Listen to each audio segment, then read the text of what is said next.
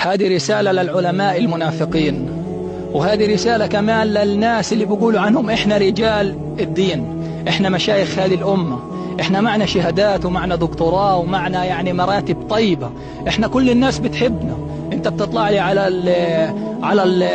في المساجد، أنت بتطلع لي في المساجد إيش تتكلم؟ بتطلع لي على منصات التواصل الاجتماعي إيش تتكلم؟ عن الوضوء، عن التوبة. هذا شيء عظيم بإسلامنا، ولكن هذا الشيء ما بيغنيك عن انه انت تنصر اخوانك في شمال غزة.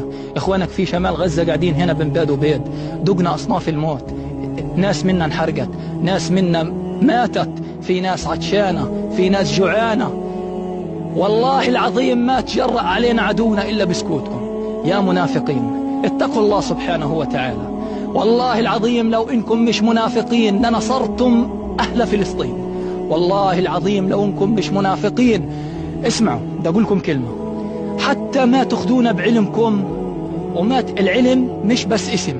انا عالم بالاسم، العلم بده افعال، الدين بده افعال، بده تضحية. النبي صلى الله عليه وسلم قال لك ايش؟ الجنة حفت بالمكاره. بدك الجنة بدون ما تدفع ثمن عايش. والله العظيم حرب غزة كشفت امثالكم الظلمة. إن انتوا سكوتكم قتلنا اكتر من المعاناة اللي احنا بنعاني فيها. انتوا سكوتكم ذبحنا وحرق قلوبنا. انت بس بدك تقول عن حالك عالم في الامة وانت من مشايخ الامة. والله انكم كذابين ومنافقين. ليش؟ الله سبحانه وتعالى قال ايش؟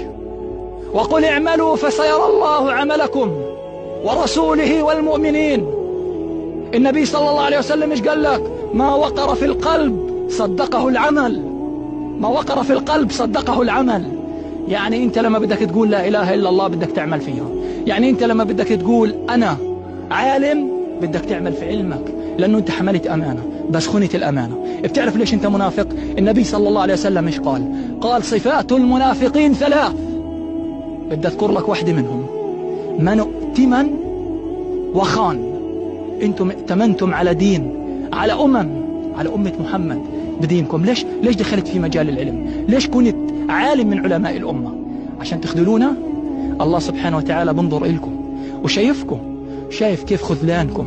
لو طلع رئيس دولة أو وزير قال لك اطلع احكي لنا كلمة، كان مدحت الوزير ومدحت الرئيس، وكان جبت آيات قرآنية وكانت تحكي بحرقة وبمحبة. أما أهل فلسطين اللي محتاجينكم سبتوهم وتركتوهم. لا تيجي تقول لي ليش بتقول عنا منافقين. احنا ما بدنا اسلام باسم، لا اله الا الله محمد رسول الله بدون عمل. لا تقرأ لي القرآن الكريم بدون ما تعمل فيه.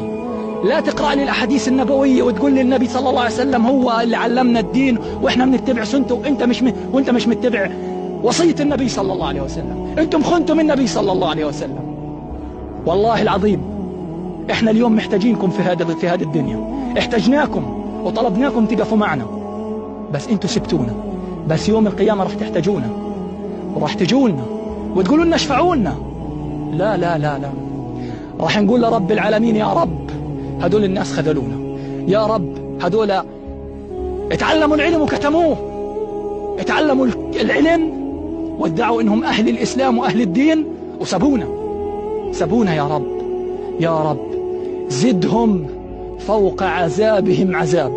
والنادي على النبي صلى الله عليه وسلم قل له يا رسول الله، يا رسول الله هذول الناس خانوا عهدك وخانوا دينك وكتموا دينهم وما ائتمروا بأمرك ولا مشوا بوصيتك. يا رسول الله لا تشفع لهم. هذا قولنا يوم القيامة حنقوله. والله إيمان الأمة كلها في كفة، وإيمان أهل غزة في كفة واحدة. وكان حقا على الله نصر المؤمنين.